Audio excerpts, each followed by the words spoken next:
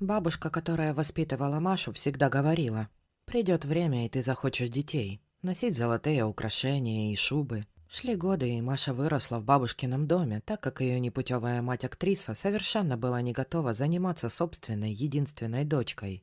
Когда пришло время поступать, Маша призналась бабушке, что тоже мечтает стать актрисой. Не такой, как мама. Совместить карьеру и семью, а если случатся дети, то та никогда бы их не бросила. Актрисой стать удалось. Поступила Маша в «Щуку» с первого же раза. Успешно отучилась и вернулась в родной Екатеринбург. Выступать в театре. Талант у девушки и правда оказался большой. И вскоре на всех афишах было ее имя, как ведущей примы театра. Бабушка, поначалу недовольная выбором внучки, в итоге смирилась и гордилась Марией. И радовалась, когда та вышла замуж за Сергея. Тот не имел никаких связей с творческим театральным миром. Его карьера развивалась в области компьютера. Заядлый фрилансер, он сумел на удаленке устроить себе весьма неплохой доход, обзаведясь постоянными заказчиками.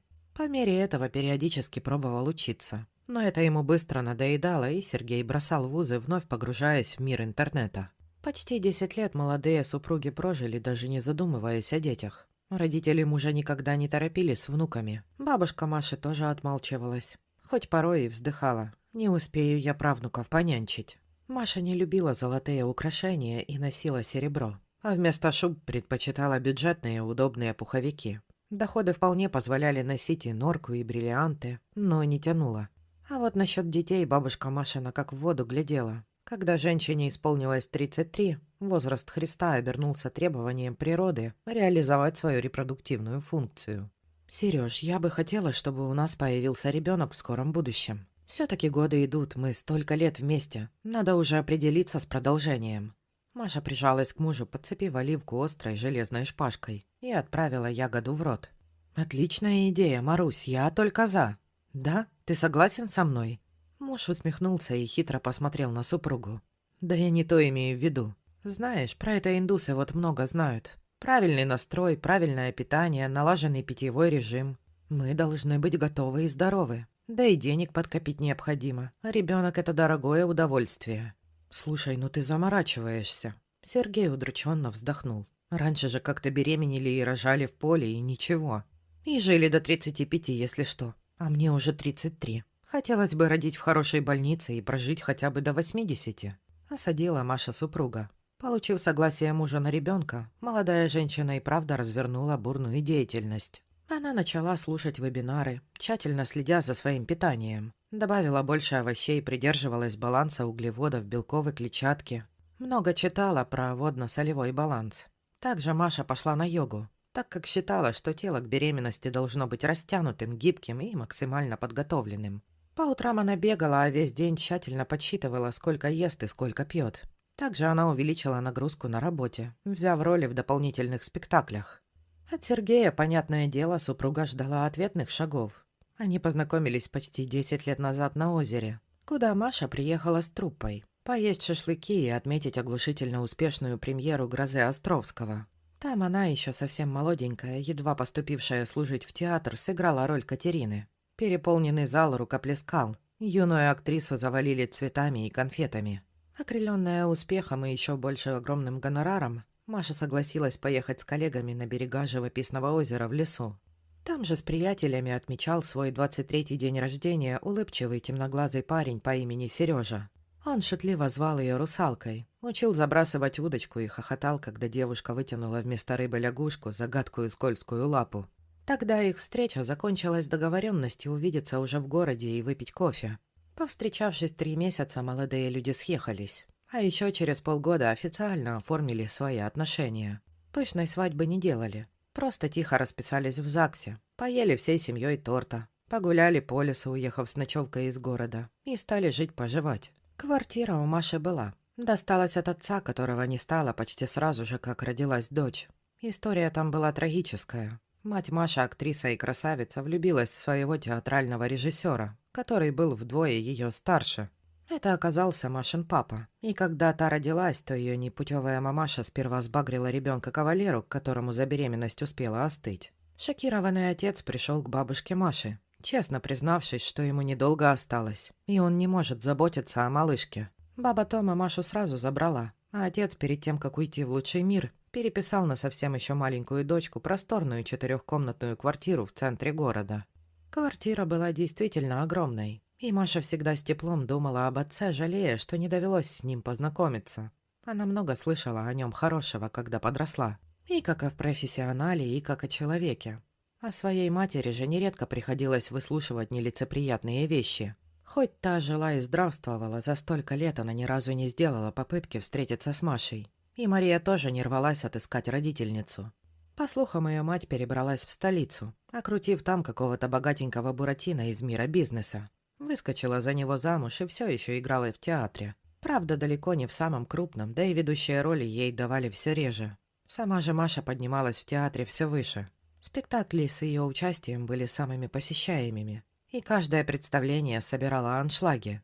Молодая женщина работала и готовилась к беременности, максимально сосредоточившись на своей цели. Сегодня она вернулась домой позже обычного. Задержалась, заболтавшись с режиссером. Сергея дома не оказалось. И, нахмурившись, сидя в кухне, Маша звонила ему на сотовый. «Алло, ты где, в баре, что ли, снова?» Оглушительно орала музыка, и ответы Сережи Маша едва различала за бухающими басами. «Маш, я перебрал, утром приеду».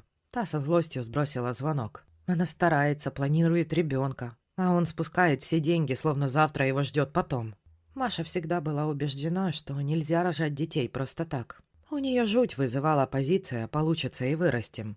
Женщина считала, что надо подготовиться, провериться, накопить денег и уже тогда заводить нового человека, осознанно желанного. С утра, зло зыркнув на мужа, явно страдающего после бурной ночи с друзьями, Маша помчалась в клинику за результатами анализов. Оказалось, что она полностью здорова, и можно не то что беременеть, а в космос лететь. Попытки загнать супруга на ту же процедуру успеха не имели. И вообще в последнее время Сергей вел себя довольно странно. Постоянно избегал разговоров с женой. Торопливо сбрасывал бесконечные звонки с непонятных номеров на сотовом. Пропадал на тусовках с друзьями. Что там появилась другая женщина, Маша не думала. Она была на этот счет на все 100 уверена в муже и не терзалась сомнениями. Но что-то все-таки было не так. И это Марию тревожило. Отвлекала работа. Бесконечные и изнуряющие репетиции после йога, обследования, лекции по питанию. Маша крутилась, как белка в колесе. А Сергей все больше замыкался и отстранялся от нее. Дело близилось к отпуску, и молодая женщина сейчас работала особенно напряженно. На отдыхе она планировала несколько дней погостить у бабушки, рассказать, что планирует стать матерью, а также обсудить ситуацию с мужем. Все попытки разговорить Сергея ни к чему не приводили. Он стал нервным и злым, словно нарочно отталкивал жену.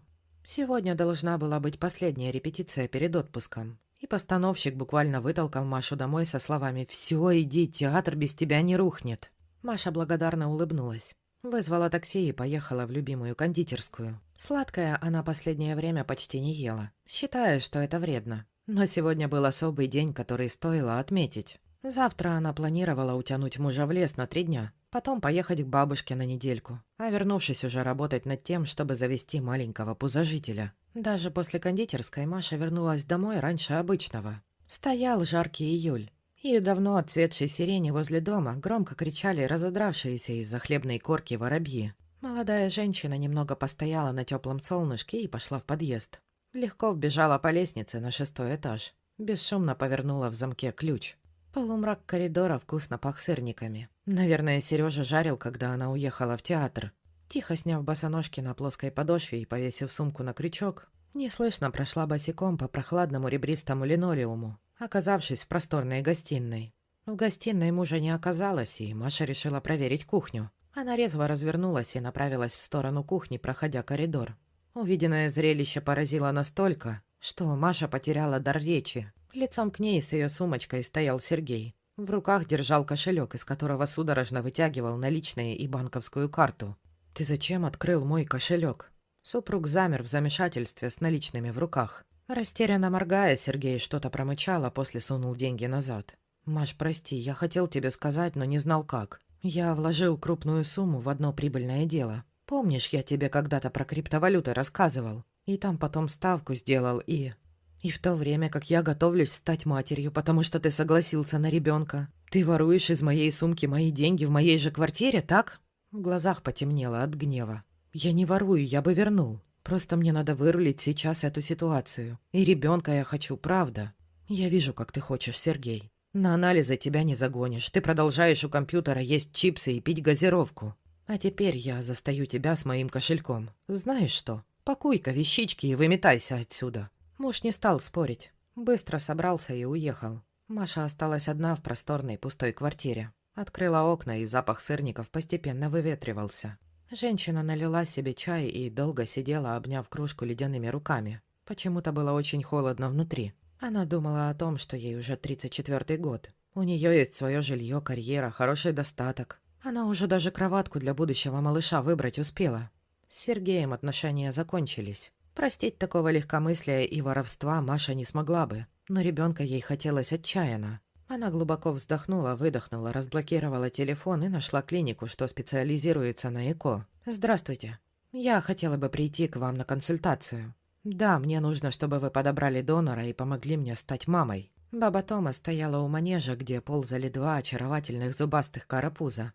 Мариша и Глеб родились точно в срок, обрадовав двух любящих женщин, которые их так ждали. Прабабушку и маму. Когда Маша решилась на медицинскую процедуру, она и подумать не могла, что будет двойня. Как потом прочитала, в случае с ЭКО такие беременности сразу несколькими малышами не редкость. Пол Глеба определили сразу, а вот Маришка оказалась скромницей и все время пряталась от аппарата УЗИ. Что родилась дочка, Маша узнала только, когда та басовито раскричалась в руках улыбчивой акушерки. «Ну вот видишь, Маша, полный комплект у нас. И мальчишка, и девчонка». Баба Тома ласково погладила по щеке Глебушку. Сын и дочка росли крепкими и здоровыми. Сергей несколько раз пытался вернуть меня, но, увидев с округлившимся животом, решил, что я свою судьбу устроила с другим и отступился. А я и правда свою судьбу устроила. Вот только не с другим, а с другими. У меня были бабушка, сын и дочка. В отличие от моей матери, я хотела своих детей и обожала их. А бабе Томе Бог дал здоровья столько, что она дожила почти до окончания школы моих чудесных близнецов, любя их и балуя. All right, everyone's presentations are done. Nick, the manager, said as he tried to move the discussion forward. Excuse me, I haven't. I recently found out something. Nick interrupted me and began to speak. There's apparently someone in this department who didn't graduate high school and is just a part-timer. Meetings should be for employees only. Absolutely right. His lackey, Mike, of course, agreed with Nick. I'm leaving. After leaving the meeting room, I started to shut down my computer. I noticed that an email had arrived, not in my personal inbox, but in the company's shared email. Thinking, there's no point in speaking up, no one will listen, I went home quietly. The next day, I heard a commotion from Nick's desk. He was staring at his computer screen, his face pale. Nick! Is something wrong? Mike looked at the screen with him. And he turned even paler than Nick. Why is he so angry?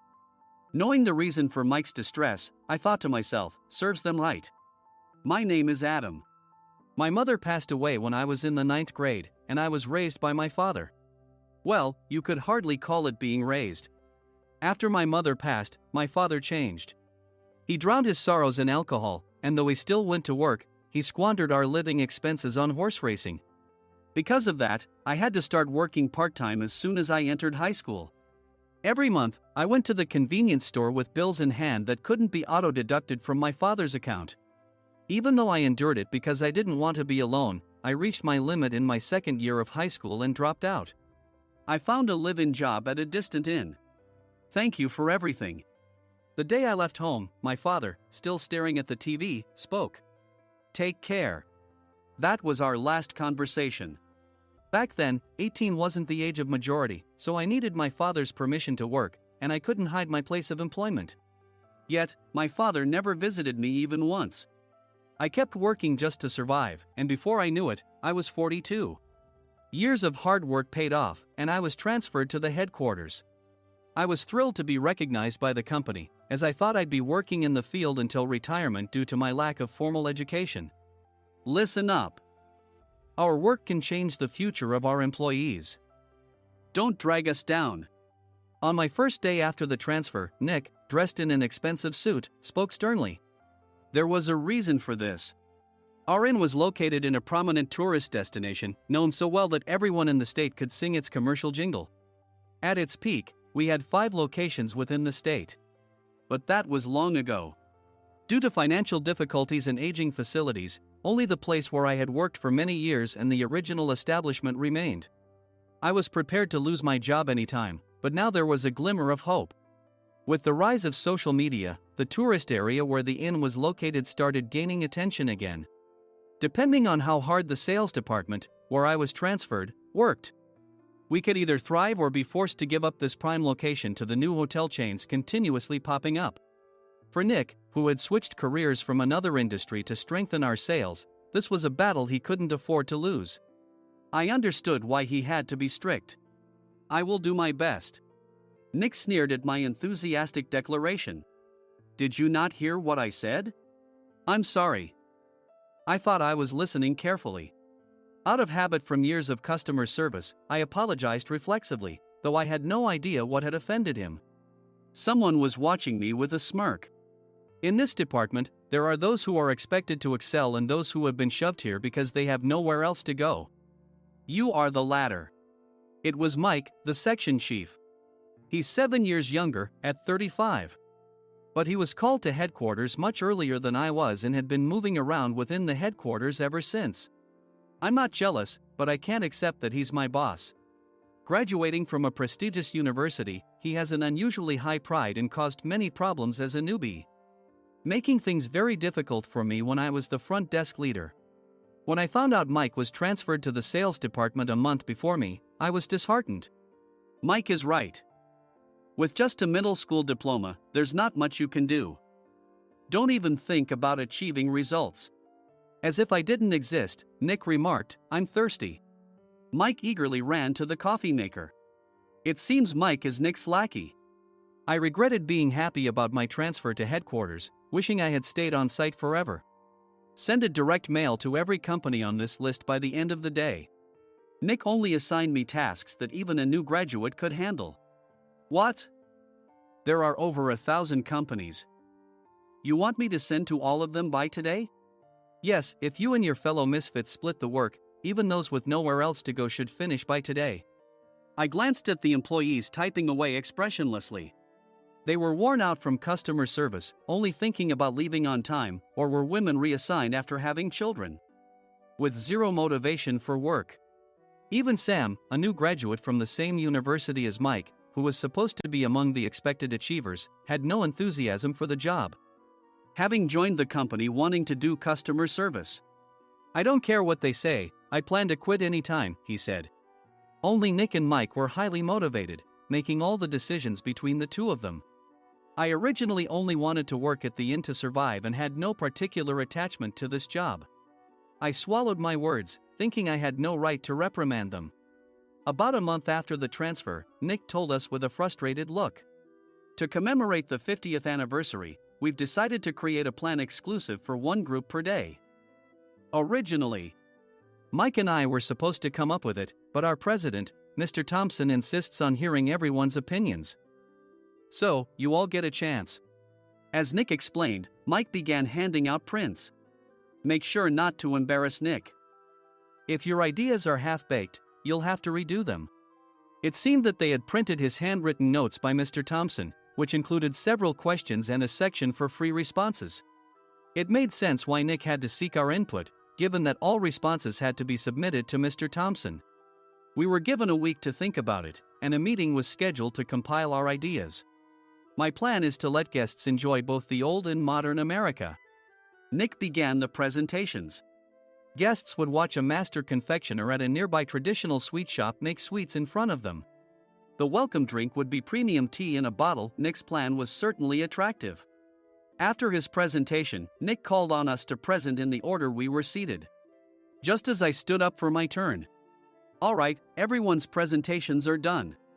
Excuse me, I haven't. I recently found out something. Nick interrupted me. There's someone in this department who didn't graduate high school and is just a part-timer. He was likely talking about me. I joined the company as a part-timer and was made a full-time employee when I turned 20. That was 20 years ago, so Nick and Mike probably had no chance to know until recently. Meetings should be for employees only. Absolutely right. After that, Nick kept creating opportunities to solicit everyone's opinions, purposefully excluding me from speaking. The meeting unexpectedly heated up and went past the scheduled end time. A few people asked to leave, and the discussion continued with the remaining few.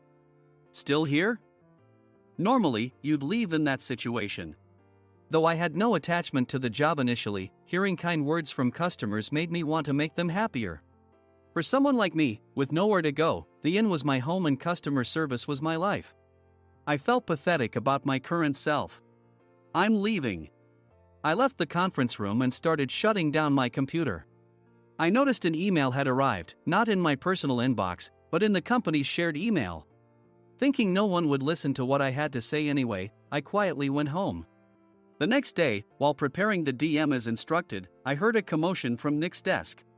In his haste to stand up, he hit his knee on the desk. He stared at his computer screen, his face pale. Nick! What's wrong? Mike, thinking he should be the first to rush over, approached Nick while still wearing his coat. He peered at the screen with Nick. And he turned even paler than Nick. Why is he so angry? Who is responsible for this company? Nick, more irritated than ever, asked, and Mike answered without checking. Probably Sam. Sam wasn't there because he was attending a morning training session for new hires. Nick gave up on getting angry and returned his gaze to the screen. They were looking at an email that arrived right after the end of the working day yesterday. Apparently, no one, including me, had checked it before leaving. The email was from a large company that used us for their annual employee trips. The president and executives of that company also frequently used our services personally. President of the company, Mr. Mason himself had declared that neither he nor his company would ever use our services again. Well, some companies cancel their employee trips or stop using our services due to financial struggles. Let's just move on. Mike kept wiping the sweat from his forehead with a handkerchief. Knowing why Mike was so agitated, I quietly watched their interaction. Do you know how much revenue we get from that company? We can find other guests to fill the rooms, but we'll lose the banquet costs, gift shop revenue, rental car fees, and more. Moreover, the gifts were supposed to be prepared by the traditional confectionery shop involved in Nick's proposed plan. If it's known that we incurred such a huge loss at this critical time, Nick's position in the company would be jeopardized. Nick took a deep breath, seemingly trying to calm himself. All right, Mike. Go to New York right now and apologize to Mr. Mason. What? You're coming with me, right? I have urgent work to do. I trust you, which is why I'm entrusting this to you. Please. Mike, believing Nick's sincerity, agreed with a determined look on his face, saying, yes. That's Nick for you. Even if Mike went to apologize, Nick would shift all the blame onto him if the client didn't change their mind. Well, it was Mike's fault to begin with, so it served him right. About 3 hours later, Sam answered a call from somewhere and repeatedly apologized, saying, I'm very sorry. Everyone watched to see what was happening. After ending the call, he informed Nick with a weary tone. When Mike arrived at the client's company, he only made things worse, further infuriating Mr. Mason. He was demanding, get his boss here immediately. It was no wonder Sam was exhausted, dealing with such a call right after returning from training. What is that idiot doing? All right, Adam, you're coming with me. If sacrificing Mike didn't work, then I must be next. Normally, I'd want to refuse at all costs, but I saw an opportunity in this situation. If I can be of assistance, I'd be happy to join you. I immediately followed Nick, and we flew to New York. When we introduced ourselves at the reception, it became clear how serious the situation was. As the receptionist personally escorted us to the president's office. Angry voices leaked through the door, making both Nick and me uneasy. Excuse me. I'm Nick, the supervisor. I understand my subordinate has caused you trouble, and I deeply apologize. Nick, with his experience in the corporate world, knew enough to offer an apology before excuses. However, his customer service skills left much to be desired. I sighed as I saw Mike trembling like a small dog in the corner of the room. What kind of training are you giving your subordinates? Mr. Mason glared at Nick with a red face.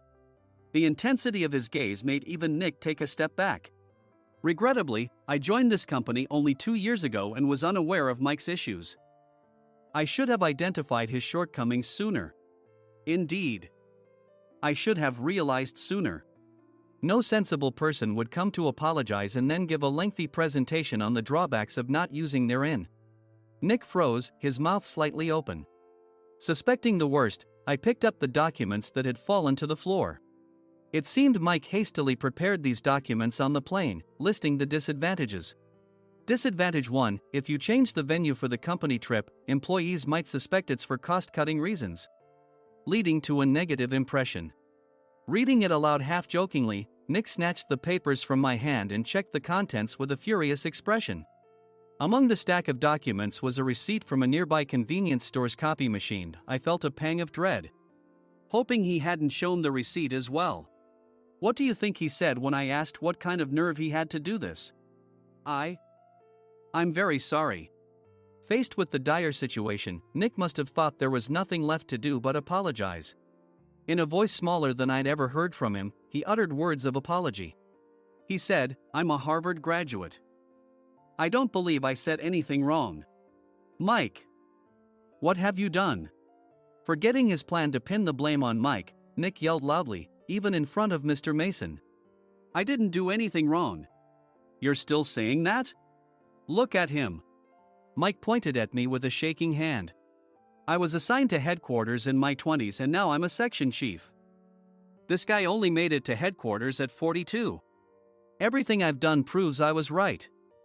So why are we losing the contract?" Having said his piece, Mike collapsed to the floor. "Of course. You were sent there because you had nowhere else to go." Mike never expected to hear such words from someone he looked down upon. He lunged at me, and Nick hurriedly stepped in to stop him. "Mr. Thompson told me Mike is a quick thinker, and to take good care of him." There's no way he was pushed aside. "Don't make things worse here. He didn't say quick thinker, he said only quick-witted, didn't he?" I don't remember that part." I recalled the many troubles Mike caused when he was a newbie.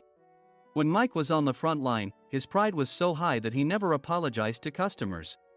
Customer service, especially in our job, doesn't work alone.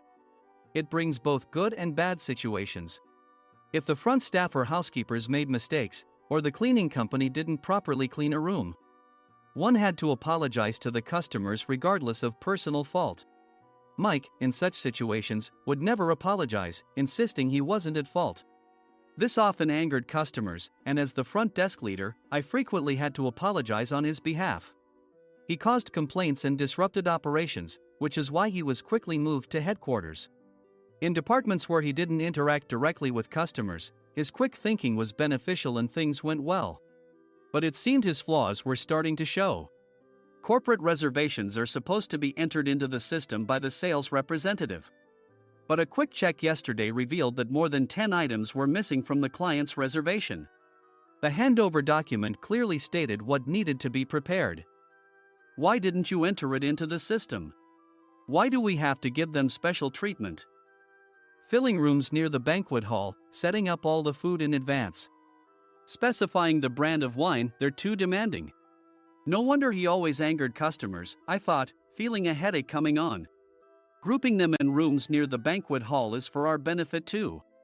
It makes it easier for the staff to set up beds and serve breakfast since everyone's schedule is synchronized. As for the other requests, Mr. Mason suggested them to lighten our load. I didn't know that. Nick finally seemed to realize that Mike was the one who had angered the client. What did you say to them? I just told them we wouldn't give them special treatment anymore. We shouldn't waste effort on things that don't bring in money. I was utterly exasperated at his lack of understanding of customer service. Of course, we shouldn't comply with unreasonable demands. But carrying over successful practices from past stays makes customers feel remembered and enhances their experience. Good memories encourage repeat visits. That's part of our job. I looked down at Mike, who was sitting on the floor. In our job, nothing is a waste. Mr. Thompson likely moved you to the sales department, hoping you'd finally understand this. How do you think he feels now that you failed to meet his expectations? Mike, tears in his eyes, fled the president's office. I was amazed he still hadn't apologized. You have it tough, Adam. It's okay, we're all employees of the same company. I deeply apologize for this disrespectful incident. Especially after all the care you've shown us. If it weren't for you, Adam, I really would have stopped staying here. When I heard you were moving to the sales department, I was willing to reconsider if you handled it. Seeing us talk so amicably, Nick's face contorted. Do you two know each other? Adam's service is excellent. I always requested him specifically. Normally, we don't accept specific staff requests, but we made an exception for Mr. Mason, adjusting my shifts accordingly. He had personally stayed at our hotel just before my transfer, and during casual conversation, I mentioned, I'm moving to the sales department soon. If I hadn't told him then, things could have been much worse. Please continue to take care of us. I look forward to it. On the return flight, Nick awkwardly offered me a can of beer. It's still working hours. Of course, I had no intention of forgiving him for a single beer. Nick might try to pin everything on Mike and avoid any consequences. While pondering this, a startling fact came to light. Nick, the tea bottles for the plan have arrived. I handed Nick a bottle labeled with our inn's name. They look good. What are you talking about? These are plastic bottles. I had assumed we would use the trendy, high-end bottling tea. But what arrived were ordinary plastic bottles of tea with customized labels. The only unique aspect was the label, which had the inn's name, making it look customized. Upon further investigation, I discovered that a substantial amount of money was set to be paid to the tea company. It was priced like bottling tea. Does this plastic bottle really cost $100 each? The tea inside is specially blended for us. The extra cost is for that. Wouldn't it be better to use another tea company? Or is there a specific reason we must use this one? As Nick continued to make excuses, I showed him a printed email. I informed the tea company's president, Mr. Mitchell, that we discovered irregular payments and he confessed. He said you two were high school classmates and planned to split the extra money. That idiot. Why did he confess? That's not important. You should worry about yourself, this could turn into a police matter. Opening the bottle cap, I suggested. How about calming down with this tea? It supposedly has a relaxing effect. Nick drank the tea frantically. In the following days, decisions were made about their fates. Mike was reassigned to the General Affairs Department, with no chance of transfer or promotion, as per Mr. Thompson's orders. As for Nick, since the payment to the tea company hadn't yet been made, he narrowly avoided legal trouble. Instead, he was encouraged to leave the company, and to avoid further complications, Nick submitted his resignation. Rumor has it that connections between HR departments have made it difficult for him to find new employment. Even though it was good to have those two gone, something unexpected happened in the sales department. Everyone became motivated and united in refining the 50th anniversary plan. In the end, my plan was adopted. We collaborated with the Tourist Information Center to provide personalized guides. The plan, tailored to the number of guests, was truly special for the 50th anniversary. Hey, is Adam's family coming to stay? I immediately booked that special plan for my family. Sam noticed it on the reservation list and quickly picked up on it. Yes, I'm inviting my father. That's great. I might invite my parents too. I lacked the courage to face my father just as Adam. But here, with the confidence Mr. Mason praised, I felt ready. The 50th anniversary plan was a perfect opportunity to reconnect with my father. I hoped to bring back the days when we could laugh together as we once did.